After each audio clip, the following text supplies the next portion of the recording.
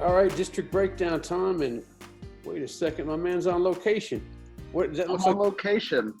I'm scouting out a little bit of the Pacific Northwest high school teams. You never know who will be moving to Texas, so you gotta go nationwide sometimes, Ward. That is true. You never know when there's going to be a movement, and you already have the beat on it. So I appreciate that. But while you're out there, and by the way, that's a beautiful shot of the ocean back there. Why don't you let us know a little bit about 3-6A and how you think this district's going to play out? Well, if there are highlights playing instead of my ocean side, you're probably just going to run a highlight reel of Ollie Gordon when we talk about District 3-6A, and well-deserved. Except what you'll be seeing is highlights of him as a running back, although he had a couple of trick plays last year where he had some halfback passes. This year, they're going to move him to quarterback to give him the ball a little bit more. So Ollie Gordon, our man, probably our preseason MVP pick, just did amazing things last year. That Allen game just pretty much put him on the map. But Gary Maddox, great running back. They're going to use him at running back to try to, give Ollie Gordon the opportunity to run or pass a little bit.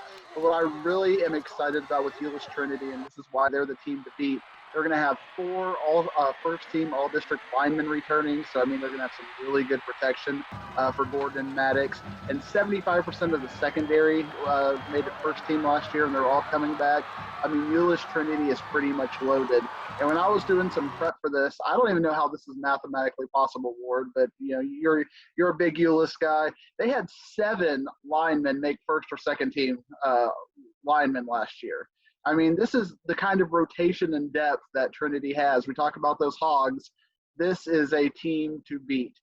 But, Ward, I'm excited about a second team in this district. And North Crowley as a team, I think, is very underrated, and a team that I think is clearly a second-place team, but they're clearly the second-place team. They have a quarterback coming back, Chandler Poolham. They have Quentin Jackson, which is maybe the best receiver coming back, maybe the second best athlete to Ollie Gordon in this district. They got a good running back coming back in DeJuan Lacey, another receiver coming back in Tristan White.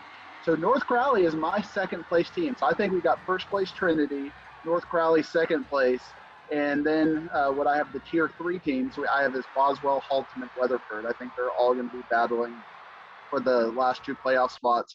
Saginaw Boswell is a team that I historically love, and they sometimes let me down, but this is a team that is very young last year. And if you look at their scores, they really peaked at the end of the season. They were basically playing freshmen and sophomores last year. Jack Fuller is my guy to watch for Boswell on the defensive side of the ball. They have some questions on the offensive side of the ball, but they were very, very young last year, and they're kind of my dark horse.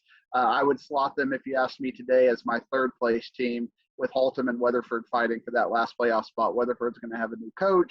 Haltom, they're traditionally fast, but what kind of depth are they going to have? I think that is to be seen. It's interesting. I think we're both in agreement with Trinity and North Crowley. North Crowley having so much experience coming back, and they were 7-4 last year. But it's interesting, the rest of those teams, you always say this, there's a turnover here, a turnover there. You got yourself a playoff spot. Right. You have them in the same tier, but a ball could bounce one direction, and all of a sudden, a Haltom is in there or whoever. So that'll be an interesting scenario for that third tier you got. Yeah, in Tier 4, I got Pascal, LD Bell, and Chisholm Trail all in that bottom tier. LD Bell has a couple of good sophomores to keep an eye on, Jalen David and Kylan Brown.